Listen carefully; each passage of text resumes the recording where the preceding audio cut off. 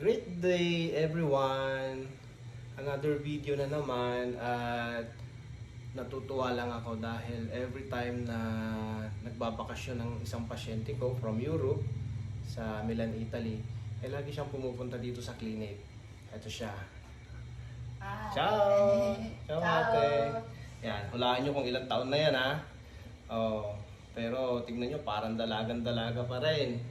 Dapat lahat ng mga pasyente or mga nagtatrabaho sa Europe, kung pinababayaan ng katawan.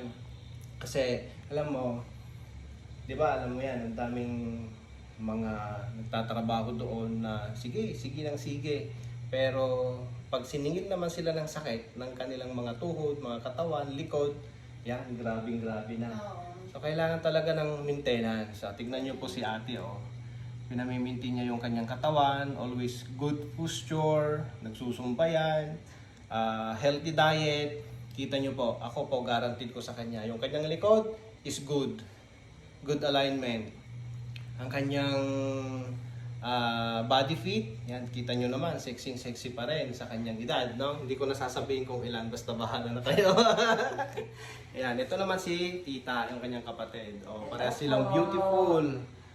She is, 20 years ka din sa Europe? 30. Dati. 30 years! Oh, ang tatagal na nila. So, ito na yung mga donya. No? Sila na yung nakauna sa Europe.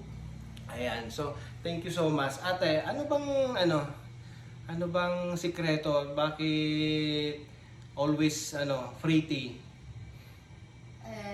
Dahil Anong masasabi mo sa ating mga kasamang OFW para sa kanyang mga healthy living? less stress. Aha, tapos? Dapat lagi single. Walang problema. Always single. Always single. Oo. About naman sa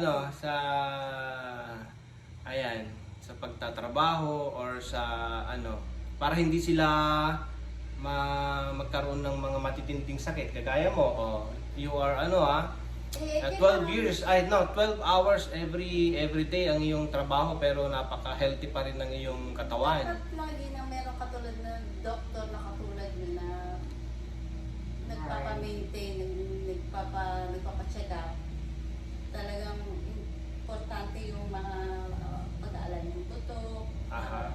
Anong masasabi mo po, ate, sa alignment? Bakit every time na nagbabakasyon kayo talagang sinasacrifice mong pumunta dito for alignment? Iba talaga. Anong feeling po? Parang lagi akong nakadiretso. Yun. Aha. Oo, lagi siyang diretso. Masarap talaga yung pakiramdam na yung lahat ng ginagawa niyo na pag-therapy. Okay sa pakiramdam ko. Okay. Kasi can you imagine 2022 last vacation mo and then now is 2025. Ayan. Pero hinahabol mo pa rin magpa-align. Oo, syempre. Oo. Importante yun. Yun. So thank you so much po sa tiwala na Thank you. sa aking Hindi kakayahan. ako pupunta dadaan dito kahit 20 days lang ako dito Sa Pilipinas. Oo. Oo. Ayun. So thank you so much po at ciao sa inyong lahat dyan sa Italia. I Ciao. wish you all. Thank you po. Ciao. Bye-bye po.